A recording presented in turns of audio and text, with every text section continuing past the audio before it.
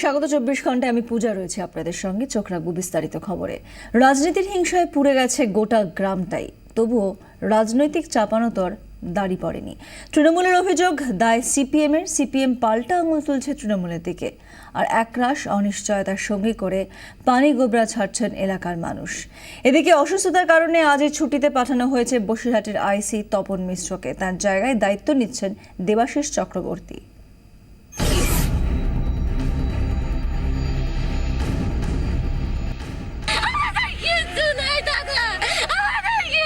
24 ঘন্টা আগে সিপিএম তৃণমূল সংঘর্ষে জ্বলছিল গ্রাম। এখন পানিগোবরায় শুধুই হাহাকার। ঘরবাড়ি পুড়ে ছাই, খাবার নেই, অমিল পানীয় জলটুকু। বাচ্চারা ওই চলে দিয়েছে, কোথায় দিয়েছে ভাত ছিল, আর খেতে নসলে ভাত যায় না পেটে। দুপুর গড়িয়ে বিকেল 3টের পর শেষ পর্যন্ত পৌঁছল ত্রাণ, কিন্তু সে খাবার খাওয়ার বাসনটুকুও নেই।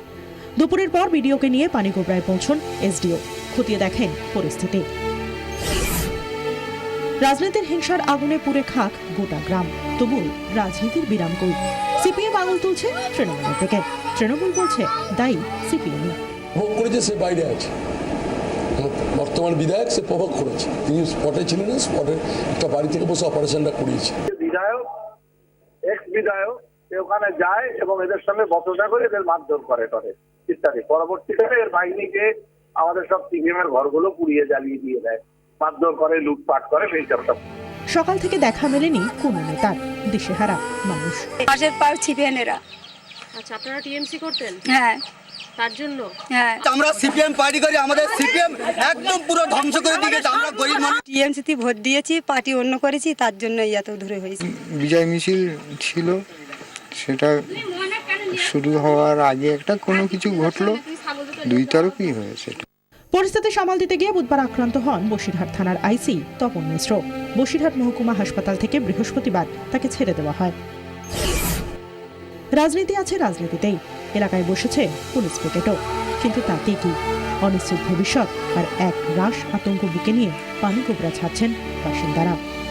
সব কিছু নিয়েই আপাতত এলাকা ছাড়ছেন এই গ্রামবাসীরা। 24 ঘন্টার জন্য ক্যামেরায় সঞ্জীব সাহার সঙ্গে শ্রাবন্তী সাহা, বিমল বসু, বসিরহাট। হাঁড়িতেই পড়ে পোড়া ভাত, যেখানে সেখানে ছড়িয়ে পোড়া বাসন, হাওয়ায় গবাদি পশুর মাংসের পোড়া গন্ধ। রাজনৈতিক সংঘর্ষে 24 ঘন্টা পর খন্ডহর বসিরহাটের পানিগোবরা। 250 পরিবারের জমজমাট গ্রাম এখন জনমানব শূন্য।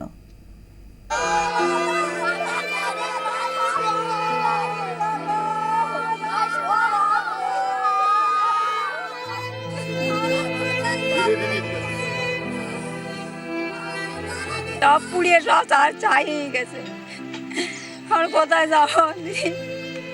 কিচ্ছু নেই, খালি একটা ছেঁড়া পোশাক পরে চলে গিয়েছে। মুখ্যমন্ত্রী এসে দেখে যাক যে আমরা কিভাবে আসি।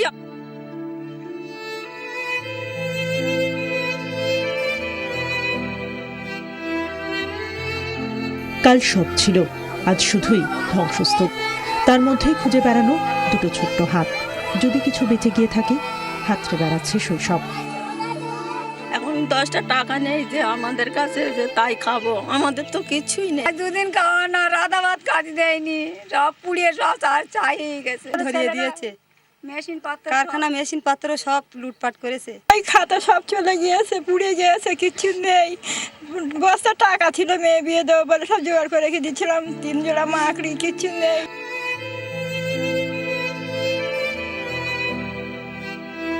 রান্নাঘরে কেউ ভাত রাঁধছিলেন, আয়োজন হচ্ছিল খাবারের। সেই খাবার আয়োজনের সময় হঠাৎ খবর আসে, পুলিশ বলে এলাকা ছাড়া করে দিতে হবে। পালিয়ে যান প্রাণ ভয় পালানো। কখন যেন হাত ছেড়ে ছিটকে বেরিয়ে গেছে কাছের মানুষগুলো। তারপর থেকে শুধুই খুঁজে বেড়ানো।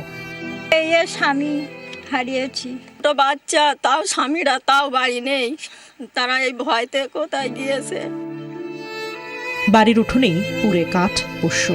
তিল তিল করে সিন্ধুকে জমানো টাকা এখন শুধুই ছাই। কিচ্ছু পাইনি, আমাদের ঘরে কিচ্ছু নেই, আমরা পণ্যের এই ছাড়া আর কিচ্ছু নেই। আমার বাচ্চা কাচ্চা সব পথে ভেসেছি, সেটা সব বাড়ি থেকে বার করে দিয়েছিল, আমরা পালিয়েছিলাম। এখন কি করে বাঁচবেন বুঝতে পারছেন? এখন আর কি করে বাঁচবো? কাল ছিল 250 মানুষের জমজমাট গ্রাম, আজ খণ্ডঘর। ঘরবাড়ি হারিয়ে এখন পানিগোবরার মানুষের একমাত্র সম্বল শুধুই একরাশ আতঙ্ক আর অনিশ্চয়তা।